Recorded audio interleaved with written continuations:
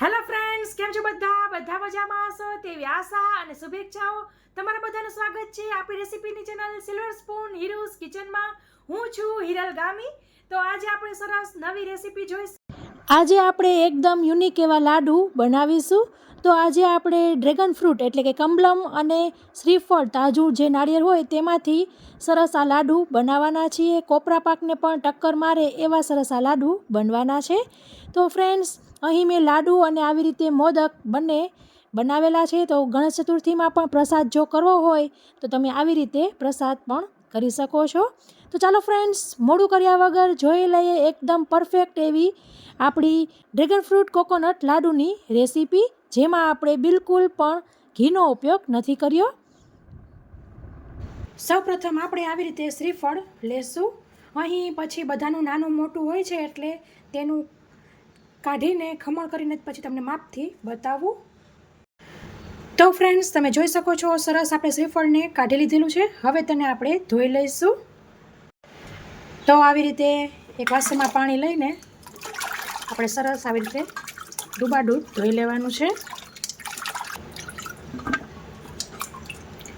અને હજી આપણે એક વખત છૂટથી ધોઈ લઈશું. તો ફ્રેન્ડ્સ, આપણે બીજી વખત છૂટ પાણીથી ધોઈ લીધું છે. હવે આપણે તેની આ કથાઈ પાર્ટ છે તેની છાલ તે કાઢીશું. તો આવી રીતે પીલર લઈ લેવાનું છે અને તમે આવી રીતે કરશો તો તરત જ તેની છાલ નીકળી જશે.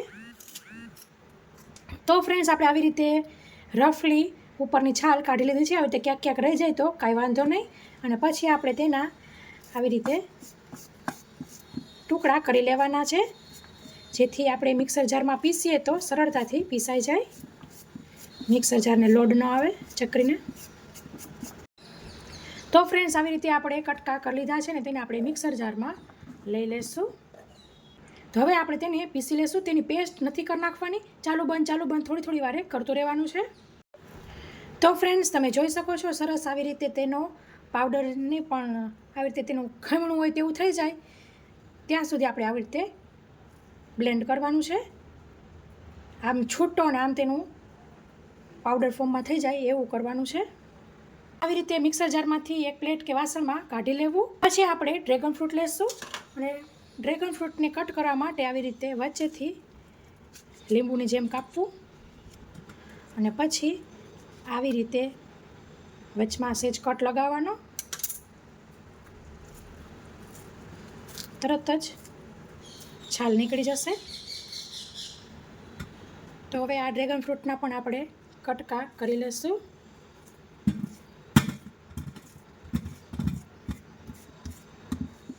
અને પછી આપણે તે જ મિક્સર જારની અંદર ડ્રેગન ફ્રૂટ ઉમેરી દઈશું. તો હવે આપણે તેની પ્યુરી બનાવી લઈએ, પેસ્ટ. તો ફ્રેન્ડ્સ, સરસ આપણી પેસ્ટ ડ્રેગન ફ્રૂટની થઈ ગઈ છે. હવે તમને આ બંનેનું માપ કપની અંદર બતાવું, કેમ કે બધાનું નાનું મોટું કોઈ પણ શ્રીફળ કે ડ્રેગન ફ્રૂટ હોઈ શકે છે. તો આવી રીતે મેં અહીં 1 કપ લીધો છે. તમે કપની બદલે કોઈ પણ તમારું વાસણ સેટ કરી શકો છો. તો આ 1 કપ. તો આવી રીતે અડધો કપ ગણી શકાય. તો 1.5 કપ આપણે ડ્રેગન ફ્રૂટનો પલ્પ લીધો છે. અને બીજો જે જારમાં રહી જાય તેને આવી રીતે કપમાં પાણી લઈ લેવું અને આપણે જ પી જવાનું રહેશે. આપણે અત્યારે આ વાનગીની અંદર પાણીની જરૂર નથી. હવે તમને જે આપણું શ્રીફળનું ખમણ છે તે માપીને બતાવી દઉં. તો આવી રીતે દાબીને લેવાનું છે, તમે જોઈ શકો છો. તો આપણું 1 કપ થઈ ગયો.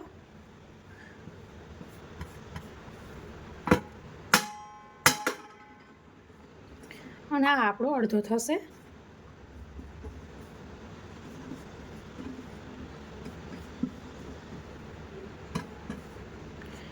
તો અડધો થયો છે. તો આપણે બંને વસ્તુ અત્યારે સરખી થઈ છે, 1.5 કપ. તો તમે વાસણ સેટ કર્યું હોય તો 1.5 વાટકી કે તમારો જે કોઈ કપ હોય તો તે 1.5 લેવું. તો તમારી વાનગી પણ એકદમ આવી જ પરફેક્ટ બનશે. તો હવે આપણે આ કઢાઈને ગેસ ઉપર ચડાવીશું. તો હવે આપણે ગેસ ચાલુ કરીશું.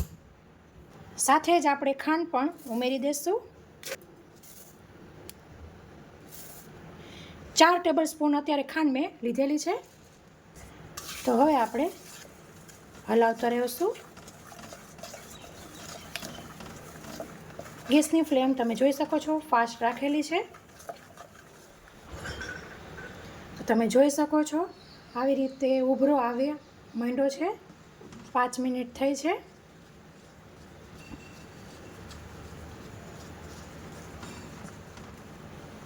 તો આવી રીતે એકદમ બબલ થવા માંડે ત્યારે ગેસની ફ્લેમ ધીમી કરી લેવી. અને હવે આપણે તેની અંદર આપણું શ્રીફળ ઉમેરીશું.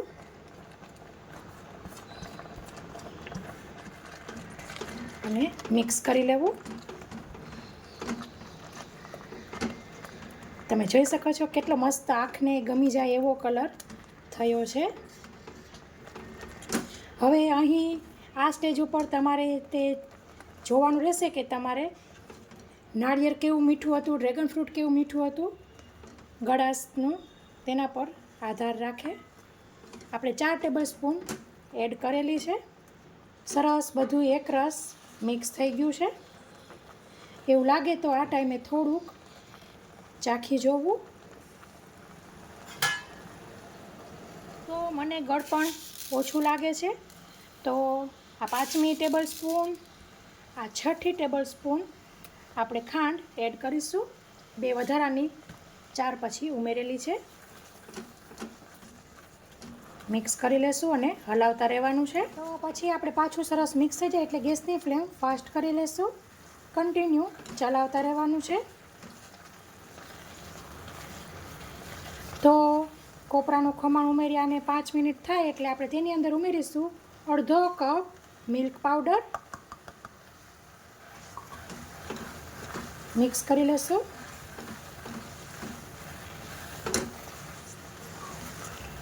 કિનારી પરથી પણ લેતું જવાનું છે. પાવડર ઉમેરીને 2 મિનિટ જેવું થાય એટલે આપણે તેની અંદર એલચીનો તાજો કૂટેલો પાવડર એડ કરીશું અને મસ્ત પેંડા જેવી સ્મેલ આવવા લાગશે. અને તમે જોઈ શકો છો ઘટ પણ ખાસું એવું થઈ ગયું છે. ગેસની ફ્લેમ મીડિયમ કરી લેવી, ધીમી કરી લેવી, મીડિયમ ટુ સ્લો. જો કિનારીથી તમે સ્ક્રેપ નહીં કર્યું હોય ને તો ત્યાં બળવા લાગશે એટલે ભેગા ભેગું કિનારી પણ સાફ કરતા જવાનું છે. અને સરસ આવી રીતે આમ ઘટ થઈ ગયું છે. તો તમે જોઈ શકો છો આવી રીતે તાવેથો વચમાં રાખ્યો તો તે ધીમે ધીમે સાઈડમાં આવતો જાય છે. એટલે એનો મતલબ એમ છે કે તમારે હજી સહેજ હલાવતું રહેવાનું છે.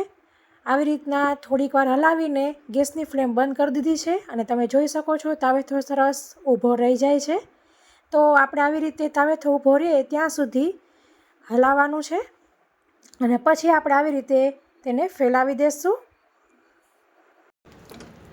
2 મિનિટે આપણે કઢાઈમાં હલાવતું રહેવાનું.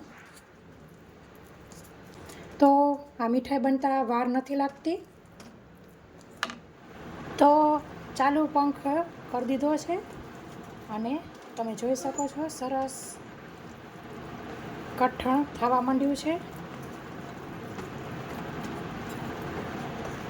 હજી ગરમ ઘણું છે. તમે જોઈ શકો છો વરાળ નીકળે છે. પાછું આપણે આવી રીતે ફેલાવી દઈશું.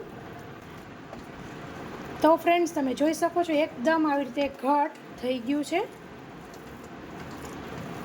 અને ઓલમોસ્ટ સતત ગરમ જેવું છે. હવે પંખો કન્ટિન્યુ ઉપર ચાલુ છે અને આવી રીતે હલાવતી રહું છું હું. હવે આવું થતું હોય ને 3 વખત જો હલાવાઈ ગયું છે ત્યારે આપણે 1/4 કપ કાજુ લેશું. તમે અહીં કાજુનું પ્રમાણ વધારી પણ શકો છો. તમારું મિક્સચર કેટલું ઢીલું છે અને તમારે કેટલું કઠણ કરવું છે તેના પર આધાર રાખે. તો હવે આપણે તેનો પાવડર કરી લેશું. તો અહીં તેનું કાજુનું તેલ નીકળી ન જાય એવી રીતે પાવડર કરવાનો છે. તો આપણે પાવડર કરી લીધો છે. તમે 1/4 મેં અત્યારે લીધું છે. તમે 1/2 કપ અથવા 3/4 પોણો કપ જેટલો કાજુનો પાવડર લઈ શકો છો. તો એકદમ સરસ પાવડર થઈ ગયો છે. હવે આપણે બધુંય મિક્સ કરી લેશું. તમે કાજુની જગ્યાએ બદામ કે પિસ્તા કે સિંગદાણાનો પાવડર પણ, શેકેલા સિંગદાણાનો પાવડર પણ લઈ શકો છો.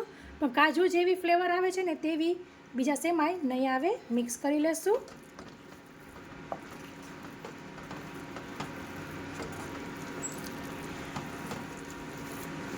તો બધું આવી રીતે એક સાથે આવે એવું સરસ મિક્સચર આપણું થઈ ગયું છે. પછી આપણે આવી રીતે અહીં મેં મોદકનું મોલ્ડ લીધેલું છે, તેને સહેજ આવી રીતે ઘીવાળું કરી લેશું. આપણે આખી આ જે મીઠાઈ બનાવી, મોદક તમે બનાવો કે લાડુ બનાવો, તેમાં આપણને ઘીનો ઉપયોગ થશે જ નહીં. ખાલી આપણે આવી રીતે મોલ્ડને ગ્રીસ કરીશું એટલા માટે જ આપણને જોશે. તો આપણે આવી રીતે થોડું થોડું પૂરણ મોલ્ડમાં લેશું બંને બાજુ.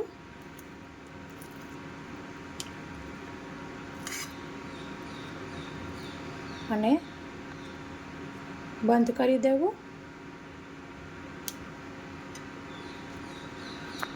પછી આપણે આવી રીતે નીચેથી પ્રેસ કરતું જવાનું અને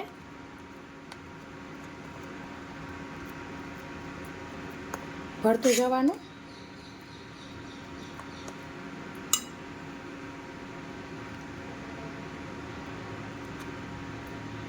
ખોલી લેશું. તો તમે જોઈ શકો છો સરસ મોદક થઈ ગયું છે. તો આવી રીતે આપણે મોદક બનાવતા જશું. તેની જે આ વચ્ચેની આ એજીસ આવે ને ત્યાં સહેજ આપણે આવી રીતે પ્રેસ કરી લેવાનું રહેશે. અને સહેજ આવી રીતે હાથ ઘીવાળો કરીને તમે મોદકની બદલે લાડુ પણ વાળી શકો છો.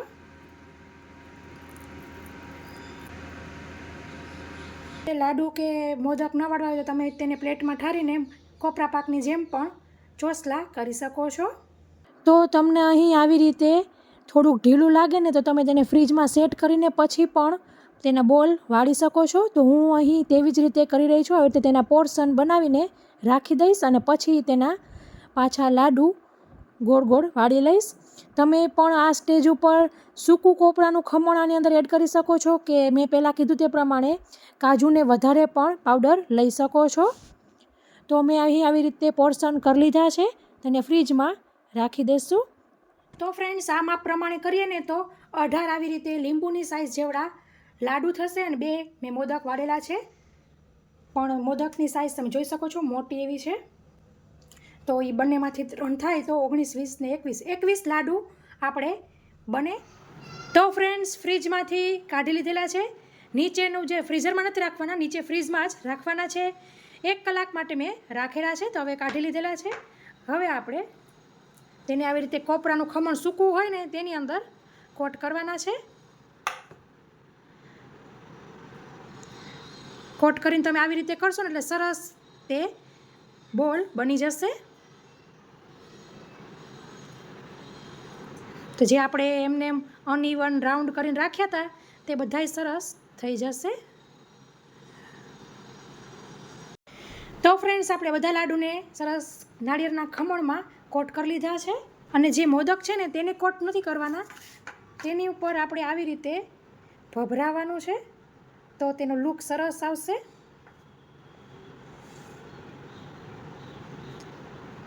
તો હવે આપણે બંનેને સર્વિંગ પ્લેટમાં લઈ લઈશું.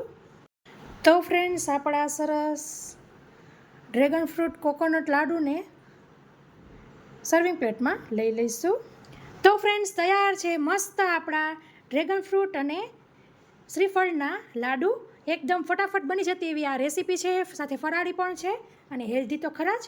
તો ફ્રેન્ડ્સ, આશા રાખું છું કે તમને મારી આ રેસીપી જરૂરથી પસંદ આવી હશે. પસંદ આવી હોય તો લાઇક કરો અને તમારા ફ્રેન્ડ ઓર ફેમિલી સર્કલમાં શેર કરો, જેથી તે લોકો પણ સરસ આવા ડ્રેગન ફ્રૂટ અને શ્રીફળનો ઉપયોગ કરીને આવા સરસ લાડુ બનાવી શકે.